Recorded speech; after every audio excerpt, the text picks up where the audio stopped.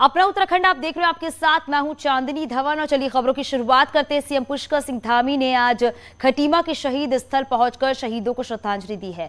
उत्तराखंड राज्य आंदोलन के दौरान 1 सितंबर 1994 को खटीमा गोलीकांड में 7 राज्य आंदोलनकारी शहीद हो गए थे। सीएम धामी ने शहीदों के परिजनों से मुलाकात की है। इस दौरान सीएम धामी ने कहा है कि उत्तराखंड राज्य का निर्माण आंदोलन में शहादत एवं कठिन संघर्ष के बाद हुआ है। शहीद हुए आंदोलनकारी संपूर्ण राज्य की धरोहर है। आंदोलनकारियों शहीदों के संघर्ष को कभी भुलाया नहीं जा सकता।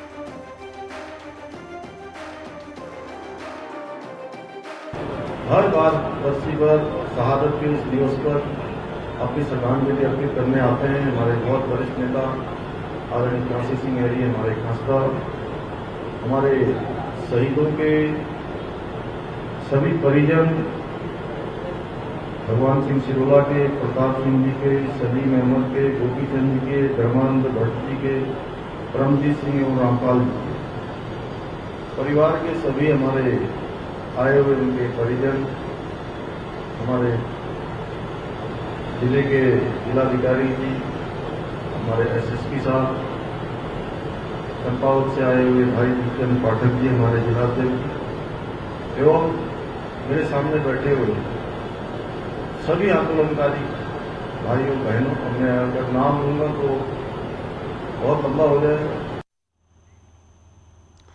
कुमाऊं के पहाड़ और मैदान को जोड़ने के लिए बनाए गए रानीबाग पुल का आखिरकार उद्घाटन हो गया है।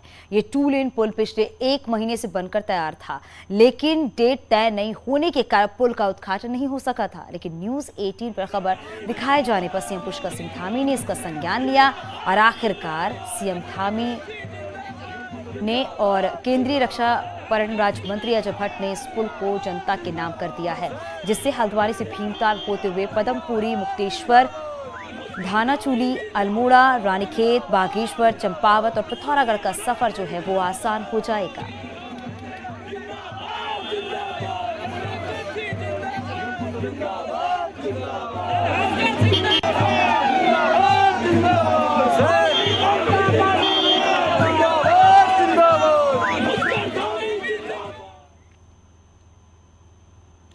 यूपी SSSC पेपर लीक मामले में बड़ी खबर मिल रही है। यूपी के बिजनौर से सॉल्वर गैंग के सदस्य ललित राज शर्मा से उत्तराखंड एसटीएफ ने करीब 1.5 घंटे तक पूछताछ की है।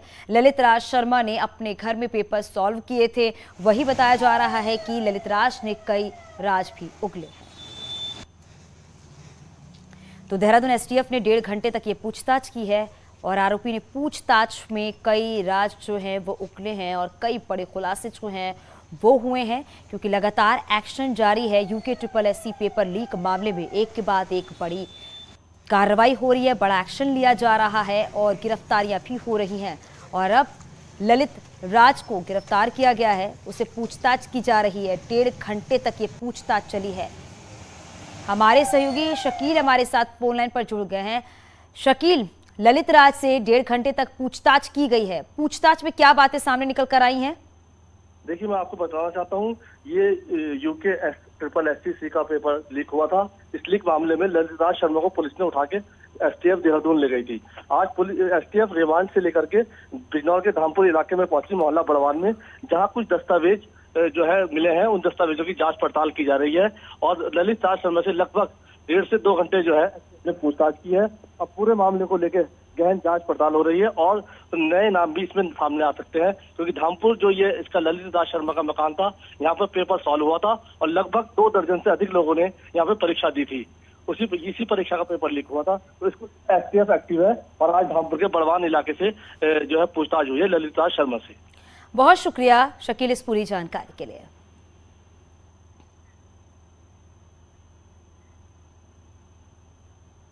उत्तराखंड में भर्ती मामले में चल रही कार्रवाई में डीजीपी अशोक कुमार ने न्यूज 18 से खास बातचीत की है। डीजीपी ने कहा है कि पेपर लीक मामले में एसटीएफ लगातार ईमानदारी से अपना काम कर रही है।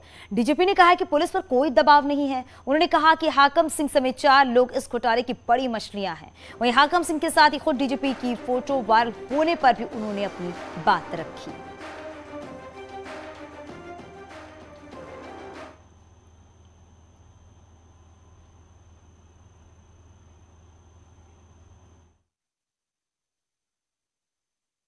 उत्तराखंड में यूके SSSC पेपर लीक मामले में एसटीएफ लगातार कार्रवाई कर रही है। कई जो आरोपी हैं उनको अरेस्टिंग भी कर चुके हैं, लेकिन कई सवाल अभी भी इसमें खड़े हैं। हमारे साथ खुद डीजीपी अशोक कुमार जी हैं, उनसे ही जान लेते कि सर, क्योंकि मामला बड़ा गंभीर होता जा रहा है सर, कई लोग इसमें आरोपी इसमें पकड़े गए हैं, कई नकल के जो छात्र हैं वो भी, उनको भी चिन्हित किया गया। सर, किस तरीके से पूरा ये देखने को मिला है सर? क्या कुछ इसमें पूरा आपके पास आया? किस तरीके से आप लोगों ने कार्रवाई की है सर? क्या कुछ देखिए, आप जानते ही हैं कि जब से मामला पुलिस को सौंपा गया है और मैंने उसको एसटीएफ को जांच करने को दिया, तभी से हम इसकी गहराई में जाना शुरू कर दिया है। लखनऊ की एक प्रिंटिंग प्रेस से क्वेश्चन पेपर छपे थे, वहाँ से ये पेपर लीक हुआ और उस पेपर को लीक करके अलग अलग लोगों ने, जो एक प्रकार से एक एरिया के अपने वो थे इंचार्ज कह लीजिए, उस एरिया के उनका ऑपरेशनल एरिया था, वहाँ के लोगों ने अपने अपने क्षेत्र में ले जा करके पेपर को एक जगह को आइडेंटिफाई करके वहाँ पे छात्रों को बुलाया और ऑब्वियसली पैसे ले करके बुलाया और वहाँ पे उनको पेपर रात में जो है कम से कम 4 लोग, आप हाकम सिंह से शुरू करिए, फिर चंदन मनराल है, फिर केंद्रपाल है, फिर शशिकांत है, ये 4 लोग बड़े मछली हैं जो एक साथ 30-30, 40-40 लोगों को जिन्होंने नकल कराई है। मैं एक ही बात कह सकता हूँ कि हमारी जांच 100% निष्पक्ष है, 100% पारदर्शी है। हम किसी को नहीं छोड़ेंगे। अगर हमारी जांच जहाँ तक जाएगी वहीं तक जाएंगे। फोटो तो कोई भी किसी के साथ खिंचवा सकता है, किंतु उससे उसका रोल प्रूव नहीं हो जाता। ठीक है, पब्लिक फिगर है, उनके साथ कोई भी फोटो खिंचवा सकता है, तो उससे उनका रोल प्रूव नहीं हो जाता। रोल प्रूव होने के लिए मुझे प्रूफ चाहिए। फ़ोटो की बात की सर, काफ़ी चर्चाओं में भी आपकी साथ भी फ़ोटो हाकम सिंह की रही है, तो सर क्या लगता है कि जो आप उस तो किस तरीके से जानते थे, या अब लगता है सर क्या और भी हाकम सिंह के पीछे कोई और भी कड़ी देखने को मिल सकती है सर बड़ी? क्या देखिए, मैं तो उसे बिल्कुल ही नहीं जानता। मैं मोरी क्षेत्र में गया था, पहली बार भ्रमण करने गया था, वहाँ फायर स्टेशन, SDRF थाना, उस सब को देखने गया था। मैं जाखोल सांकरी होते वापस आ रहा था, वहाँ रास्ते में इन्होंने मुझे रोक लिया। सर थोड़ी देर मेरी चाय पी के जाए। मैंने कहा चाय पीने का तो मुझे समय नहीं है, उसी में फ़ोटो खिंचवा लिया। उससे ऐसा नहीं है कि मैं उसे जानता, मैं उसे बिल्कुल भी नहीं जानता था। और बाकी लोगों के साथ मुझे अब ये समझ आ रहा है, हो सकता है ये आदमी प्लान करके फ़ोटो खिंचवाता हो। लोग भी आप पकड़े जाएंगे या क्या स्थिति लगती है? पकड़े जाएंगे, जो दायरे में आ रहा है, जिसका जहाँ तक हमारी चेन ऑफ एविडेंस जो है ना, उसका लिंक चाहिए होता है, वो जहाँ जा रहा है वहाँ तक हम लोग जाएंगे। धन्यवाद सर। ये थे हमारे साथ डीजीपी अशोक कुमार जी, जिनका ये साफ तौर पे कहना है कि जो भी दोषी होगा उसको अवश्य उस पर कार्रवाई होगी। कैमरा पर्सन राकेश सावत के साथ मैं सत्येंद्र बर्तवाल, न्यूज़ 18 देहरादून। काशीपुर में दिन दहाड़े चाकू से वार करके मां बेटी की निर्मम हत्या कर दी गई है और हत्या करने के बाद हत्यारे ने बाद में पुलिस में सरेंडर भी कर दिया।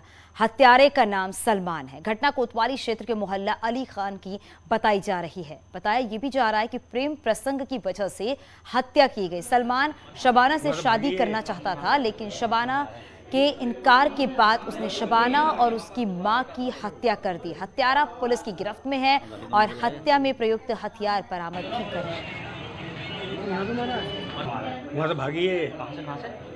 उसने 2 महिलाओं का जो है अभी एक चाकू से जो है वार करके उनकी हत्या कर दी है और खुद ही वो जो है सूचना देने कोतवाली आया है और इस पर मौके पर पुलिस गई तो वहाँ पर माँ और बेटी दोनों की जो है डेड बॉडी पड़ी हुई थी, जिन पे चाकू से वार किया था और वहाँ पर काफ़ी खून भी बह रहा था।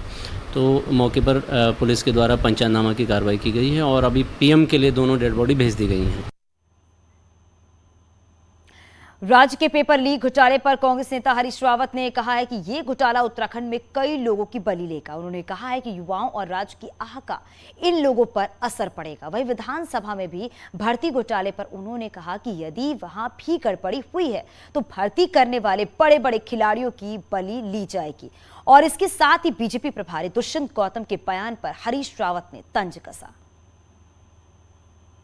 मगर ये बलि लेगा, एक घोटाला कांड कुछ बलि लेगा, ये बिना बलि के नहीं मानेगा। इतने बच्चों की आह लगी है। यदि विधि सम्मत तरीके से विधानसभा में भी नियुक्तियां नहीं हुई है तो वो भी बलि लेगा। और जो लोग दोषी हैं वो आएंगे। और यदि दुष्यंत जी को हरीश रावत दोषी दिखाई दे रहा है तो मैं तो इस बात का भी दोषी हूं कि आखिर के क्षणों में जो है मैंने संघर्ष समिति का नेतृत्व तो संभाला था, राज्य बना था, तो मेरे दोषों के लिए यदि मुझे टांकना चाहे मुझे टांक दें, मगर भाजपा सरकार से ये कहे कि वह हरीश रावत को तो हम टांग लेंगे, लेकिन जो है तो तुम जो अंदर के जो है लोग हैं जिन्होंने भाजपा की छवि को इतना धूमिल कर दिया है, और इसमें बड़े बड़े खिलाड़ी हैं। विधानसभा भर्ती घोटाले के मामले में बीजेपी महासचिव और उत्तराखंड बीजेपी प्रभारी दुष्यंत गौतम ने हरीश रावत पर आरोप लगाया था कि उनके समय से ही ये भर्तियां शुरू हुई हैं, उनके दौर से ही ये भर्तियां करने की प्रथा चली आ रही है, चाहे वो राज्य की जरूरत ही क्यों ना हो। लेकिन यदि भर्ती में कोई गड़बड़ी है तो उसकी पूरी जांच होनी चाहिए। हरीश रावत जी के समय से जब उत्तराखंड बना ही था तभी एडहोक बेसिस पर ये भर्तियां 50, 60, 70 लोगों को रखते रहे अपनी ज़रूरत के अनुसार, क्योंकि उस समय आवश्यकता होगी, उसका बड़ा सिस्टम नहीं अख्तियार किया होगा, वो इसलिए हर साल ये चली आ रही है। कांग्रेस के समय से आ रही है, खुद हरीश रावत जी ने स्वीकार भी किया है, तो वो सिस्टम चला आ रहा है, उसी में ही भर्तियाँ हुई हैं। लेकिन मुझे लगता है इसमें पारदर्शिता आनी चाहिए। टिहरी में NH-58 अटाली के पास बंद हो गया है। पहाड़ से बोल्डर और मलबा आने के चलते मार्ग बंद हो गया है। फिलहाल मशीनों से मलबा हटाने का काम जारी है और लगातार इस मलबे को हटाने की कोशिश की जा रही है। तस्वीरें भी हम आपको दिखाने जा रहे हैं कि किस तरीके से मलबा और बड़े बड़े बोल्डर गिरने की वजह से आवाजाही में काफ़ी दिक्कत हो रही है। स्थानीय लोग काफ़ी परेशान हो रहे हैं, लेकिन प्रशासन की तरफ से कोशिश की जा रही है कि जल्द से जल्द इस मलबे और इस बोल्डर को हटाया जा सके, ताकि आने जाने वाले लोगों को किसी तरह की दिक्कत का सामना ना करना पड़े।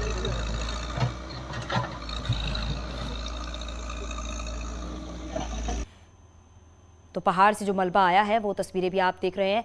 NH-58 अटाली के पास इस रास्ते को बंद कर दिया गया है। सुरक्षा के लिहाज से इस रास्ते को बंद कर दिया गया है और प्रशासन की तरफ से एहतियात बरते जा रहे हैं और ये कोशिश की जा रही है कि जल्द से जल्द ये जो मलबा है, ये बोल्डर है, उसे रास्ते से हटाया जा सके।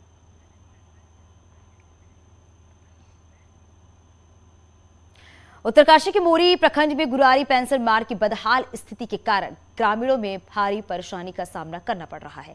खास करके गांव में तैयार सेब की फसल बड़ी गाड़ियों के न आने की वजह से खराब हो रही है। सड़क की हालत यह है कि कई जगह गड्ढों में गाड़ियां फंस रही हैं। ग्रामीणों ने PWD के खिलाफ अपनी नाराजगी जाहिर की है। खुद ग्रामीणों ने ये वीडियो न्यूज़ 18 को भेजा है।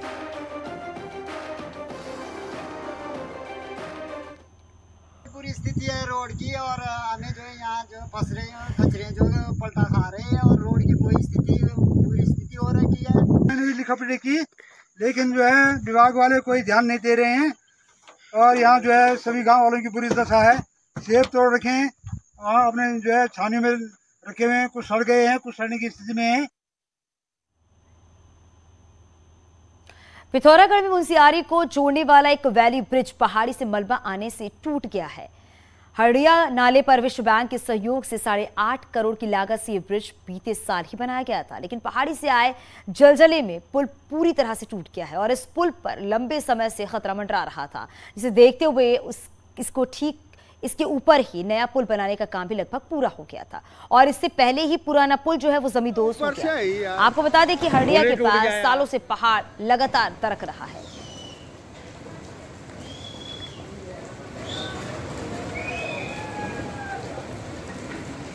लोड हो गया ना।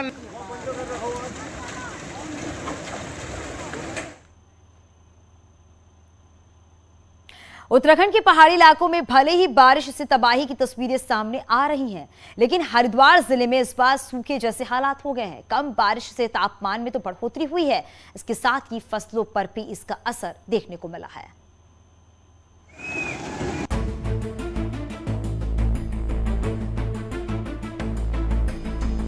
हरिद्वार में इस साल मॉनसून रूठा हुआ नजर आ रहा है। बहादुराबाद में बने मौसम विभाग के ऋतु आलोकशाला केंद्र में कई दशकों से बारिश के आंकड़ों को दर्ज किया जा रहा है। यहां दर्ज रिकॉर्ड के मुताबिक पिछले साल जनवरी से अगस्त महीने तक 761.8 mm बारिश दर्ज की गई थी, जो इस बार सिर्फ 576.6 mm हुई है। सिर्फ अगस्त महीने की बात करें तो पिछले साल अगस्त महीने में 216.6 mm बारिश हुई थी, जबकि इस साल अगस्त महीने में सिर्फ 114 mm बारिश हुई है। इस बार जो है बारिश कम है, 2010 की अपेक्षा है इस साल बारिश कम है मानसून सत्र में, और 2010 में बहुत अधिक बारिश थी, उसकी अपेक्षा बहुत कम बारिश है इस समय।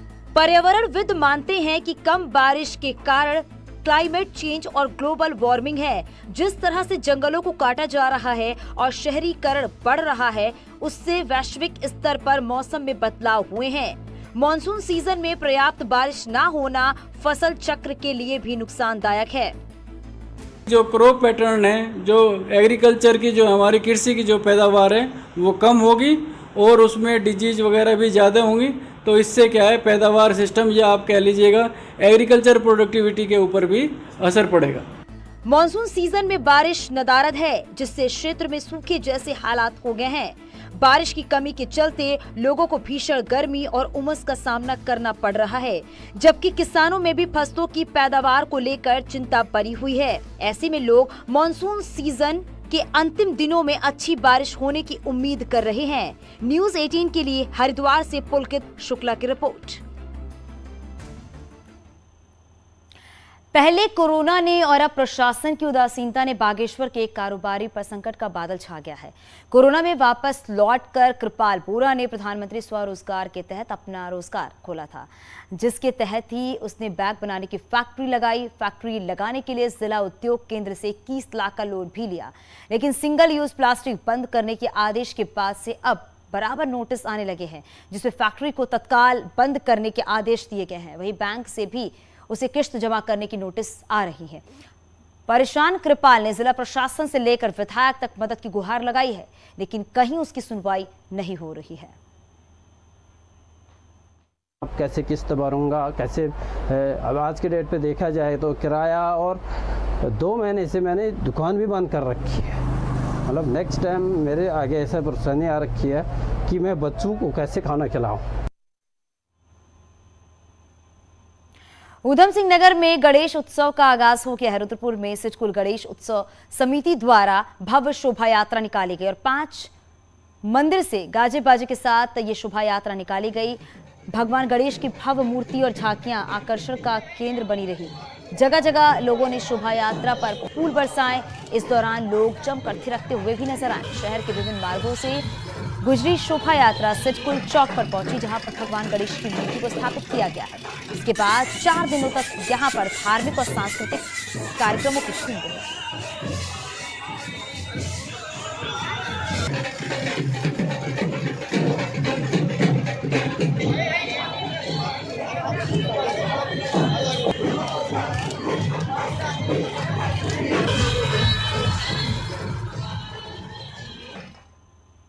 आगे बढ़कर बात करते हैं उत्तरकाशी की सीमा से सटे नागटिब्बी क्षेत्र के घियाकोटी गांव में नाग देवता के उत्सव डोली के पहुंचने पर 2 दिनों तक महोत्सव आयोजित हुआ है। नाग देवता के उत्सव डोली के पहुंचने पर महोत्सव का आयोजन किया गया है। इसमें लोक संस्कृति की झलक के साथ ही भगवान शेषनाग की मनमोहक झांकी पूरे गाँव में निकाली गई है। इस दौरान पूरा गाँव ओम नमः शिवाय जय नाग देवता के उद्घोष के साथ भक्तिमय के रंग में नजर आया और इस अवसर पर दूर दूर से श्रद्धालु भी पहुंचे हैं। नागटिब्बा पट्टी के 15 गांव में नाग देवता महाराज की उत्सव टोली गांव-गांव के लिए निकली हुई है, जिसमें टोली का भव्य स्वागत किया जा रहा है।